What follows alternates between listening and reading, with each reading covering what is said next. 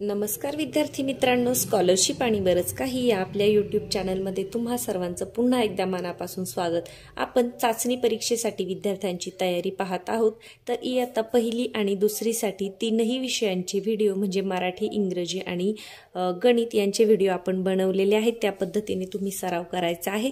आज आपण इयत्ता तिसरीसाठी इंग्लिशचा पेपर कसा असतो तुमचा त्याचे नमुना प्रश्न मी घेऊन आलेले आहे। तर व्हिडिओला सुरुवात करण्यापूर्वी व्हिडिओला लाईक करायला कुणीही विसरू नका। चॅनलवर नवीन असेल तर सबस्क्राइब करा, कारण आपल्या चॅनलवर तुम्हाला मंथन आणि तुमच्या ज्या वर्गातल्या परीक्षा होतात त्यांच्यासाठी उपयुक्त असे व्हिडिओ मिळतील। तर याच्या अगोदर आपण इयत्ता तिसरीसाठी मराठी आणि गणितचे जे प्रश्नपत्रिकेचं स्वरूप आहे ते दाखवलेलं आहे। आज आपण इंग्रजी पाहत आहोत। इंग्रजीचा पेपर हा अतिशय सोपा असतो, परंतु महत्त्वाचं काय आहे तर तुम्ही स्वतः प्रश्न वाचायला शिकणं, तो स्वतः समजून घेणं, छोटे छोटे तुमचे शब्द पाठ असणं आणि प्रश्नाचा अर्थ तुम्हाला समजणं हे फार महत्त्वाचं आहे। तर त्यासाठी आपण थोडीसा सराव घेऊया। पहा, प्रश्न पहिला आहे, join the same word with a line. आता तुम्हाला पेपरमध्ये मराठीमध्ये सुद्धा सूचना दिलेली असते, पण मी इथे नाही लिहिलेली।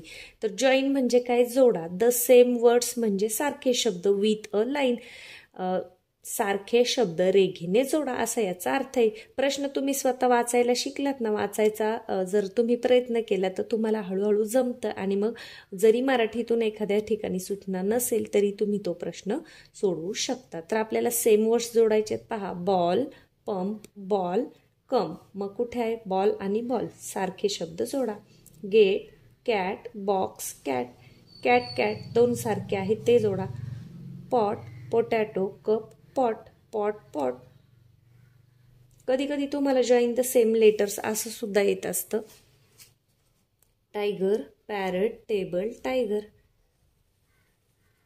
आता हे जे तुमच्या पुस्तकामधले जे शब्द आहेत, पुस्तकामध्ये छान छान अशी चित्र दिलेली असतात आणि ते स्पेलिंग तुम्ही पाठ करणं किंवा लक्षात ठेवणं, वाचायचा प्रयत्न करणं हे आवश्यक असतं। तर जेही मुलं इयत्ता दुसरी तिसरी पासून चांगल्या प्रकारे शब्द पाठ करतात त्यांना इंग्रजी हा विषय अतिशय सोपा जातो। पुढे पहा काय आहे, filling the blanks with a or an. A किंवा एन नी तुम्हाला रिकाम्या जागा भरायच्यात। आता A, E, I, O, U हे आहेत वॉवेल साऊंड्स म्हणजे स्वर। तर ए मी इथे लिहून दाखवते। पहा, A, E, I, O, U हे 5 स्वर आहेत। जसे मराठीमध्ये आपले अ, आ, ई आहे ना, त्याप्रमाणे इंग्रजीमध्ये यांना स्वर म्हणतात। जे बाकीचे उरलेले आहेत त्यांना काय म्हणतात? कन्सोनंट्स असं म्हणतात, म्हणजे व्यंजन। तर आपण एन ए कधी लिहितो? जेव्हा हे वॉवेल साऊंड सोडून इतर यांनी जर शब्दाची सुरुवात असेल तर ए लिहितो, आणि यात 5 पैकी एकाने शब्दाची सुरुवात असेल तर एन लिहितो। आता पहा, अँट ए नी सुरुवात आहे, मग इथे काय लिहायचं? आपण एन लिहायचं। पुढे काय आहे पहा, पॉट पी ने सुरुवात आहे। ए, ई, आय, ओ याच्यापैकी आहे का? नाही, मग आपण इथे अ पॉट लिहिणार। इथे गर्ल जी ने सुरुवात आहे। ए, ई, आय, ओ आहे का? नाही, मग इथे सुद्धा अ गर्ल। याच्यानंतर eye, E, Y, E, eye म्हणजे डोळा। ई नी सुरुवात आहे। पहा, A, E, I, O, U, तर ई नी सुरुवात आहे म्हणून एन। यानंतर or, O, R, A, N, G, E, orange. Orange म्हणजे संत्री किंवा नारंगी सुद्धा होतो। तर ओ काय आहे? वॉवेल साऊंड आहे म्हणून काय लिहायचं? An, orange. आता बुक बी आहे का याच्यामध्ये? A, E, I, O, U नाहीये, बुक मग अ बुक। या पद्धतीने ए आणि एन तुम्हाला भरता आला पाहिजे। आता इथे पहा, तुम्हाला शब्द दिले आहेत वेगवेगळे आणि याच्यावरून तुम्हाला प्रश्न दिलेले आहेत। काय लिहिलंय? Find the name of the following from the chart. म्हणजे खाली जे नावं दिली ते तुम्हाला चार्टमध्ये शोधायची आणि ती लिहायची आहे। तर काय आहे? 2 ॲनिमल्स। आता कोणतेही 2 ॲनिमल, ॲनिमल म्हणजे प्राणी। मग पहा बरं काय दिसतंय? Bag, bat, boy, banana, cap, cat. Cat दिसते मला, कॅट ॲनिमल आहे, मग मी इथे कॅट लिहिणार। त्यानंतर अजून एखादा शोधा। पॅरट काय आहे? पॅरट पक्षी आहे, मग हा प्राण्यामध्ये येईल का? नाही। Pot, potato, table, tank, tomato, top, ball, cock, pond आणि टायगर। टायगर दुसरा ॲनिमल पण सापडला। पहा, टायगर, TIGER शोधून लिहायचे तुम्हाला। 2 बर्ड्स 2 बर्ड्स लिहायचे। ते पहा, आपण आता शोधले होते कोणते? एक म्हणजे पॅरट PARROT पॅरट आणि कॉक COCK कॉक। यानंतर 3 थिंग्स यू प्ले विथ, 3 अशा गोष्टी की ज्याने तुम्ही खेळता. मग कशाने खेळतो आपण? बॅगने खेळतो का? नाही. बॅट आपण खेळू शकतो. मग BAT बॅट लिहिलं मी. त्यानंतर काय? Cap, cat, clock, carrot, pan, parrot, potato, table, tank, tomato, top म्हणजे भोवऱ्याने खेळता येतं. मग टॉप लिहा. त्यानंतर बॉलने सुद्धा खेळता येतं आपल्याला. म्हणजे वरचे शब्द वाचून समजून घेऊन तुम्हाला ते खाली लिहायचे आहेत. 3 थिंग्स वी ईट, आपण ज्या खातो त्या 3 वस्तू किंवा 3 हे लिहायचं आहे जे आपण खाऊ शकतो. तर काय खाऊ शकतो? बनाना खाऊ शकतो.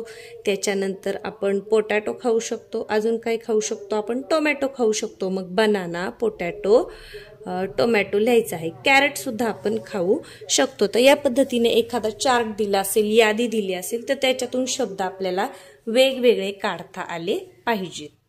पुढचा प्रश्न आहे तो म्हणजे write the name of the picture. चित्र पाहून तुम्हाला नावं लिहिता आली पाहिजे. काय आहे? सन.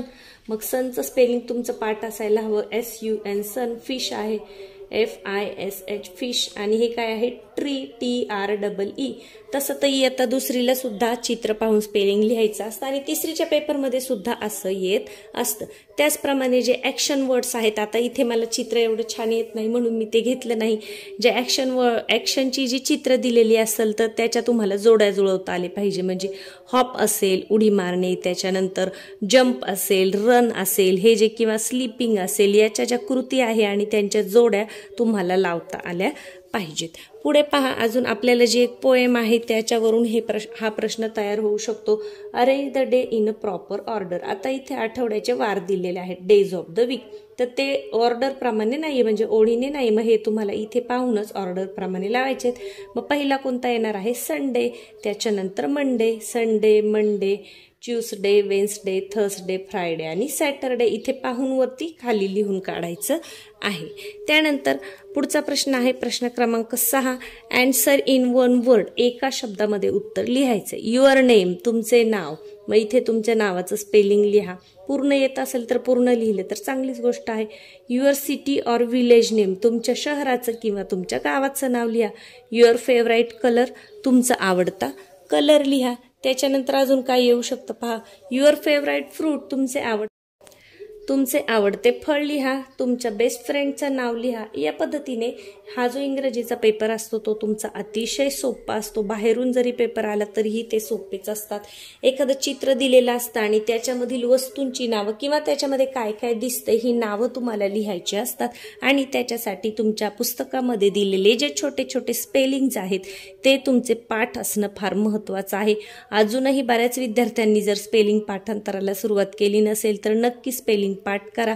कारण स्पेलिंग पाठ करणे ही तशी म्हणजे अगदी आपली पारंपरिक पद्धत आहे. पण मी म्हणेन छोटे छोटे शब्द जर तुम्ही पाठ केले तर तुम्हाला वाचता छान येतं, पेपर सुद्धा छान सोडवता येतो. त्यामुळे रोज तुमच्या जे पुस्तकातले स्पेलिंग आहेत चित्र पाहून ते वाचत जा, म्हणत जा, एकमेकांना विचारा, अशी सवय लावून घ्या. तर इंग्रजीचा पेपर अतिशय सोपा असतो. कशा प्रकारचे प्रश्न येऊ शकतात हे आपण आज पाहिले. व्हिडिओ आवडला असेल तर व्हिडिओला लाईक नक्की करा. याच्या अगोदरचे व्हिडिओ पाहिले नसतील तर ते सुद्धा पहा.